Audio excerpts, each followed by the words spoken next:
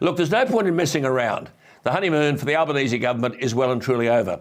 From the Prime Minister down, it would be instructive if they noted the warnings from the punter.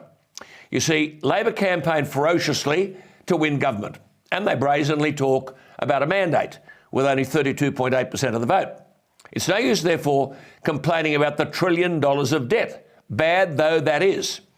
Indeed, on that issue, we now learn that as interest rates go up, so too will interest on that debt to the tune of about an extra $13 billion. An extra $13 billion. At the time of the budget, you're saying, how do you get to $13 billion? Let me explain. At the time of the March budget, interest rates on government debt were assumed to average 2.2% over the next 4 years. But the new Treasurer says interest rates are averaging 3.5%. So, listen to this, in the 4-year period from this financial year, the new Treasurer says the government is on track to spend $99.1 billion in interest on its debt, compared to the March forecast of $86.1 billion.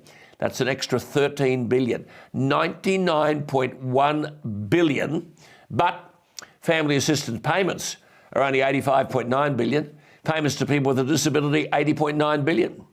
Where in the election was there any debate on debt? But it's the same old, same old. A national cabinet meeting on Saturday. Where the hell did this unconstitutional device come from?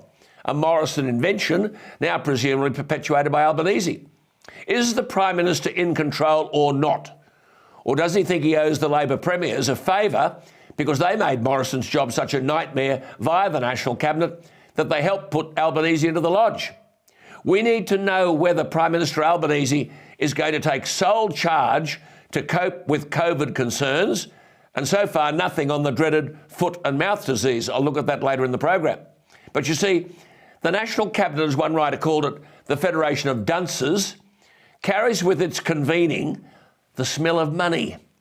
And the premiers line up like modern-day versions, as Ashley Georgeson from Adelaide writes, modern-day versions of Oliver Twist, with their well-polished hands out, not begging, but demanding more recompense for their failing health systems and something called COVID welfare. Well, having given a nod to the spiralling debt and agreed last week that the workers' pandemic leave payments, which ended on June 30, would not be reinstated because of the spiralling levels of debt, the Prime Minister has rolled over. The cost of the pandemic leave disaster payment given to workers that don't have sick leave entitlements was nearly $2 billion in the year to June 30. New South Wales Premier Dominic Perrottet, who no longer seems to worry about debt, argues if the state's imposing health orders, that is, you must work from home, then the state should be there to provide financial support to help people get through, unquote. Well, that's all well and good. So, do we repeat the mistakes of the past? You see, they'll all get $750, no matter what they were earning prior to working from home. And the Albanese government will bathe themselves in the praise that his government has listened and restored the payments for sick leave for casual workers. Well, he listened to whom? Not those who are saddled with the continuing burden of debt now and for years and years into the future.